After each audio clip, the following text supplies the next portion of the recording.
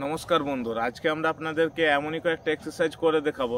সেগুলি যদি প্র্যাকটিস করেন তাহলে খুব তাড়াতাড়ি আপনার স্পাইনের ফ্লেক্সিবিলিটিকে বৃদ্ধি করবে এবং আমাদের কোমরের যে হিপ জয়েন্ট রয়েছে সেগুলিকেও খুব তাড়াতাড়ি ফ্লেক্সিবল করবে, যার ফলে আপনার স্পাইন এবং কোমরের মধ্যে যদি কোনো ব্যথা হয়ে থাকে সেগুলিকে খুব সহজেই দূর করতে পারে। কিন্তু যদি আপনার স্পন্ডেলাইসিসের সমস্যা হয়ে থাকে সেক্ষেত্রে আপনারা কিন্তু বিশেষজ্ঞের পরামর্শ মতন করবেন।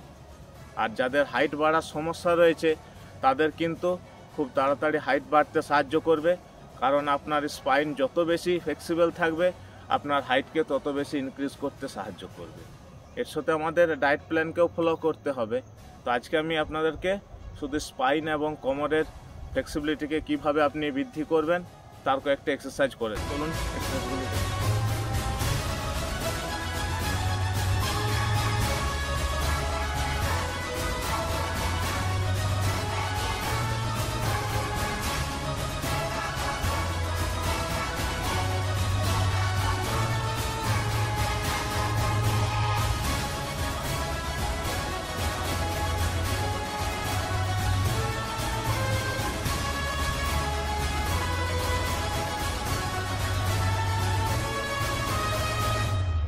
ডাউন হওয়ার সময় কারো হেল্প নিয়েও করতে পারেন, এবং যখন আপনি উপরে উঠবেন তখন আপনি শ্বাস গ্রহণ করবেন, আর যখন আপনি ডাউন হবেন সামনের দিকে তখন আপনি শ্বাসকে বাইরে বার করবেন। এই দুইটি দিক অবশ্যই খেয়াল রাখবেন।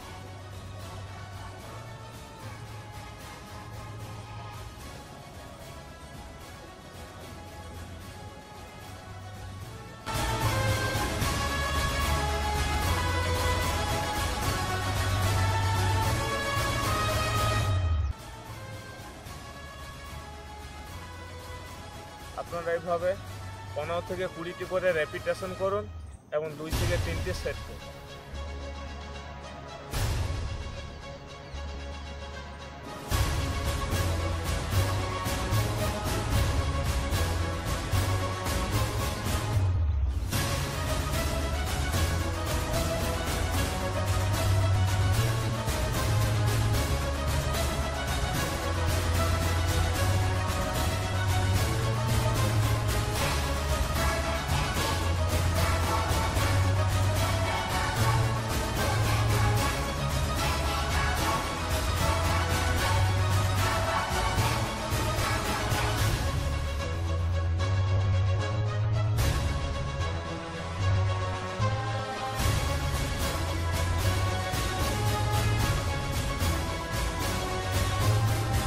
এক্সারসাইজকে আপনারা খুব ধীরে ধীরে করবেন। আপনার যদি স্পাইনে বা কোমরের মধ্যে ব্যথা থাকে তাহলে আপনি কিন্তু রেজাল্ট ভালো পাবেন, এবং খুব তাড়াহুড়ো করে করলে আপনার ব্যথা কিন্তু বাড়তে পারে। তাই অবশ্যই খুব ধীরে ধীরে করবেন এবং সেই মাসেলটিকে আপনি ফিল করার চেষ্টা করবেন। এই এক্সারসাইজটি করার সময় আপনারা কারো হেল্প নিয়ে করবেন, এবং যখন পিছনের দিকে আপনি ডাউন হচ্ছেন তখন আপনি শ্বাসকে নেওয়ার প্র্যাকটিস করবেন, আর যখন আপনি আবার সামনের দিকে আসছেন তখন শ্বাসকে বাইরে বার করবেন, এবং ওই অবস্থায় হোল্ড করে থাকার সময় আপনারা শ্বাস প্রশ্বাসকে স্বাভাবিক রাখবেন।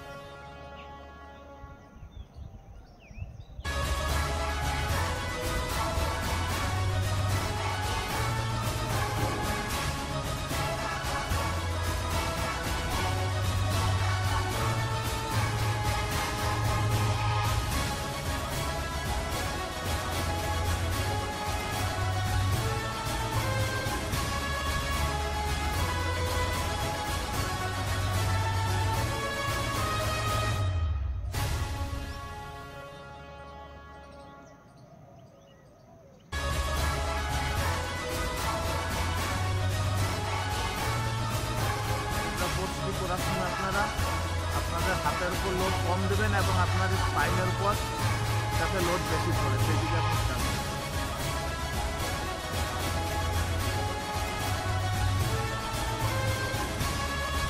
এবং শ্বাস-প্রশ্বাস আপনি স্বাভাবিক রাখবেন।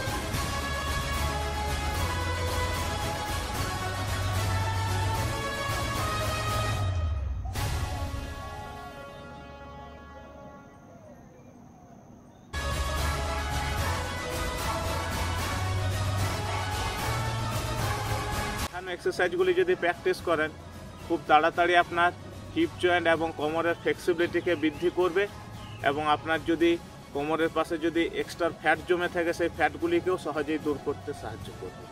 আর যাদের হাইট বাড়ার সমস্যা রয়েছে তাদেরও কিন্তু এই এক্সারসাইজগুলি খুব ভালো কাজ করবে। এর সাথে আপনাকে ডায়েট প্ল্যানও ফলো করতে হবে।